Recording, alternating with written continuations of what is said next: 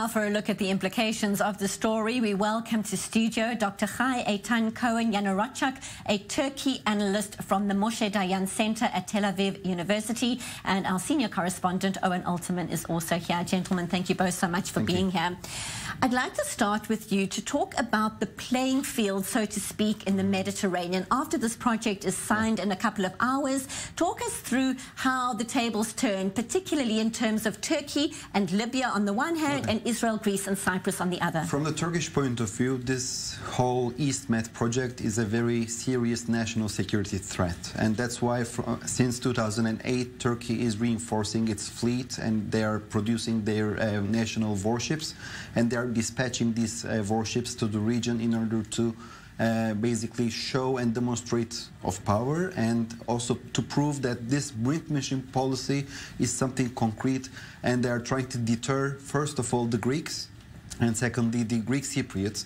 And they don't want to confront with Israel, even if the fact that we have witnessed only last week, that 2 weeks ago, approximately, that the Turkish fleet also intervened in the Israeli research mission in the Cypriot national waters. And besides that, I must also underline that the Turks would like to be included in this joint project. By being included, they would also have a sort of a leverage power also on Israelis. When we are looking at the map, we can see that Turkey is in the north, so Israel should pump the gas to Turkey. But let's imagine that here in Israel we have an escalation with the Gaza Strip, or another war with Lebanon, with Hezbollah. And in this kind of a situation, Israel will be vulnerable for Erdogan's pressure, for diplomatic pressure. He may close the taps, and that's why, since there is a mistrust between the two states, between Israel and Turkey, so Israeli government cannot afford to launch this project together with Turkey, or include Turkey in this project. Also, we have also the Egyptian connection. Also, Turkish-Egyptian relations are deteriorated unprecedentedly since the July 15, 2016 military coup attempt in Turkey, and also because of the Abdel Fattah el-Sisi's coup in Egypt. So Egypt, Israel are finding themselves on the camp of the Greek Cypriots, and with the Greek, the Greek Cypriots and the Greeks are natural adversaries of Turkey. And due to the latest political environment, Israel and Egypt became Turkey's adversaries. And that's how we can see that these four states are coming together. On contrary, Turkey is trying to make this rapprochement with Libya in order to have a stance and also have a ground on the international law.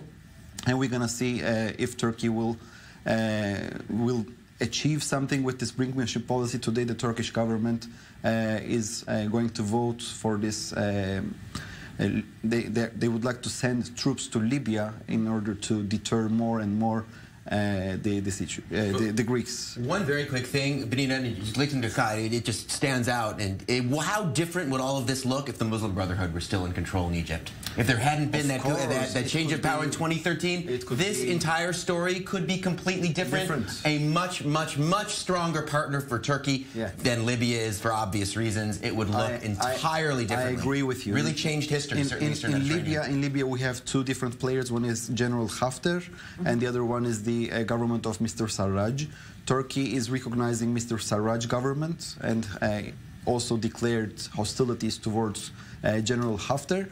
If Mr. Haftar will be able to conquer or control the city of Tripoli, so Turkish agreement with the Libyan government will be void. So in order to make this agreement, it should survive. Otherwise, all of the Turkish judicial claims will be void too. That's why today the Turkish parliament will vote in order to send its troops to Libya. And well, we should also look at in a broader frame.